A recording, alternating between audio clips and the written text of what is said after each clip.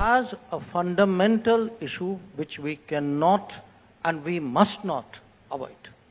And that issue is that of terrorism. Just as, a country has to fix its economic issues, a country has to fix its political issues too. No country is ever going to come out of a difficult situation and become a prosperous power if its basic industry is terrorism. In our whole neighborhood first policy, there's one country to which you sent me as ambassador or high commissioner to our west called Pakistan, with which we have nothing to do, which we are doing nothing about. So, at this point of time when Pakistan is going through some economic difficulties, do you think this is a point when there can be some kind of rapprochement between India and Pakistan?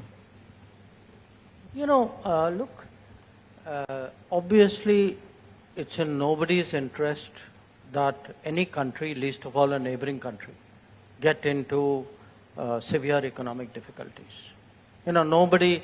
Nobody sensible, nobody mature would even nurse that thought.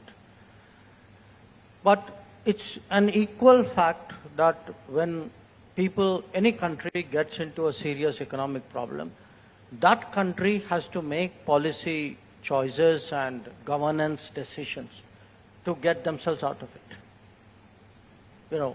Another country, neighbor or non-neighbor or another institution, others cannot solve a problem if you're not prepared to solve it yourself. So let's be clear on the first point, which is that the solution, this is not a Pakistan point, it's a generic global point. Any country in deep economic difficulties has to come out of it through, what the world can do is to provide options and support systems. But the bottom line has to be done by that country, and often it will require very tough choices. Now, I want all of us to remember, we went through this 30 years ago. So it's not something which happens to other people. It also happened to us. It happened to us not once. It happened to us maybe not with the same severity at various other points of time in our modern history as well. But having said that, the reality of this particular relationship is that it has a fundamental issue which we cannot and we must not avoid. And that issue is that of terrorism.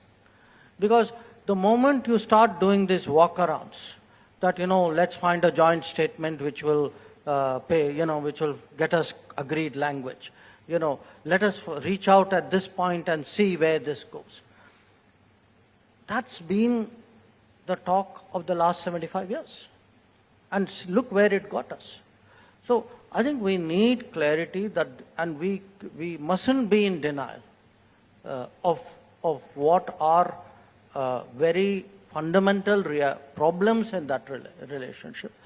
And just as, a country has to fix its economic issues, a country has to fix its political issues too.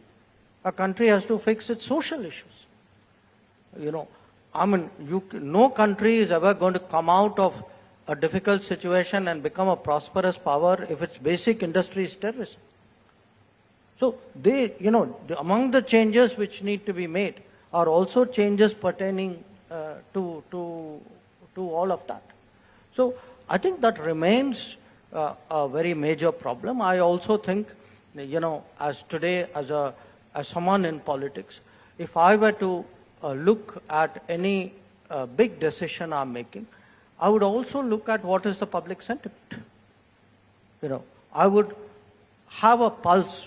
What do my people feel about it? And I think you know the answer.